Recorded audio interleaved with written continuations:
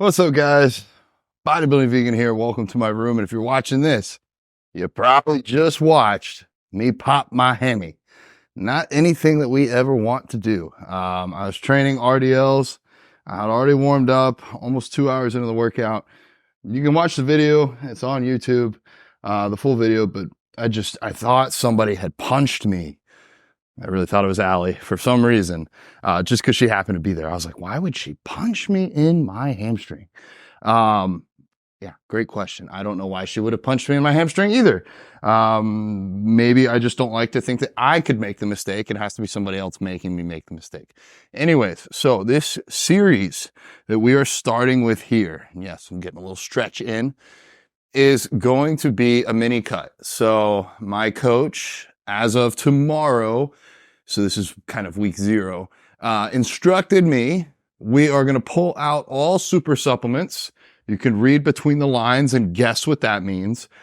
Just going down to something like a doctor would prescribe and getting everything clean. We're going to have my blood work get cleaned up, hopefully heal this dang hamstring, get me in a really good spot to go into another mass phase. So he had said we're going to try and lose about 15 to 20 pounds over the next 8 weeks or so. So that's kind of where this overview is.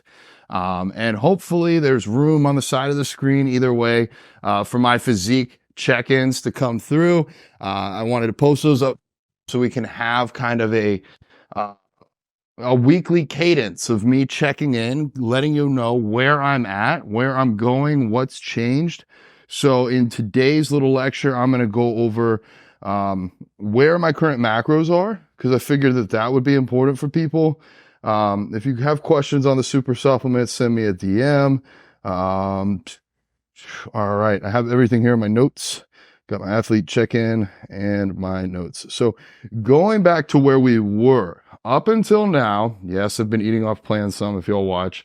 I post a lot of food on Instagram, but I was having training days, 387 grams of protein a day. I actually thought it was 388. I've been eating over by 1 gram of protein a day. So 388 grams of protein a day, 580 carbs, 80 grams of fat. Off days were 290 protein, 300 carbs, 75 fat. And then I would get one high day a week, and I do have macros fat, but if I'm just being honest with y'all, usually the high day, I would just go out and eat a lot of food.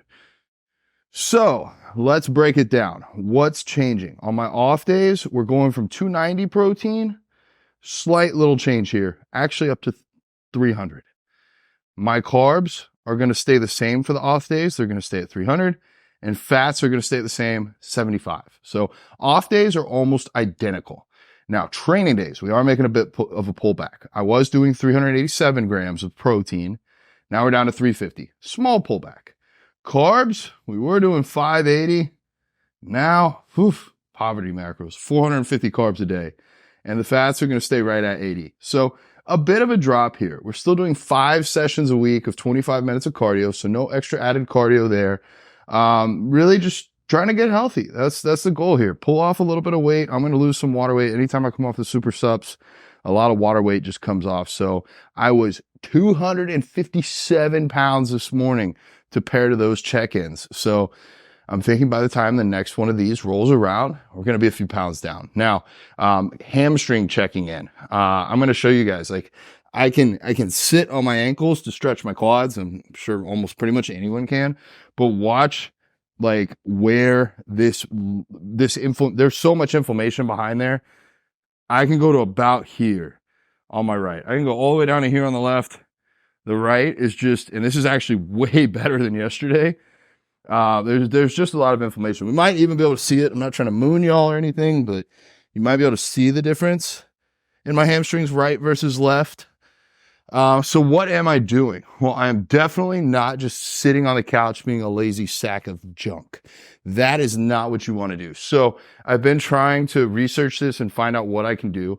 One thing that they recommend is some manual stimulation. So literally just kind of like grabbing your muscle belly and squeezing it. This is probably the easiest thing to do if you're sitting in the car, in between sets at the gym, honestly, in between my work on my clients. I'll come in here and massage this a little bit. I've still been doing my morning cardio on the bike. That has not impacted it. Sometimes I'll get like a little twinge of pain, but not too bad. The day of, pretty much everything hurt, including walking. It's now been about, what day did I do that? Today, we're recording this on Wednesday. It happened on Monday. I normally do legs on Monday for some reason. So what I was reading is basically don't let this go dormant. Like, find ways to use that. Even if it just means like what I'm doing here, just like slightly flexing it. And then once that's more comfortable, doing little bits of bouts of range of motion, like doing this, or you can do it standing. This doesn't really hurt. It's tender. It almost feels like DOMS. It feels like I've had the hardest leg workout of my life, to where this is still like, on this leg, it's easy. It's nothing. It's literally nothing. But on this leg, it's a little bit of work. It's like a 1 out of 10. So nothing too crazy, but it's getting blood in there and allowing my body to do what it needs to do. Oh, wow. I see a spider, like the world's smallest spider. Literally like the size of like a grain of sand, but I'm just going to leave him there. Maybe he'll catch a fly.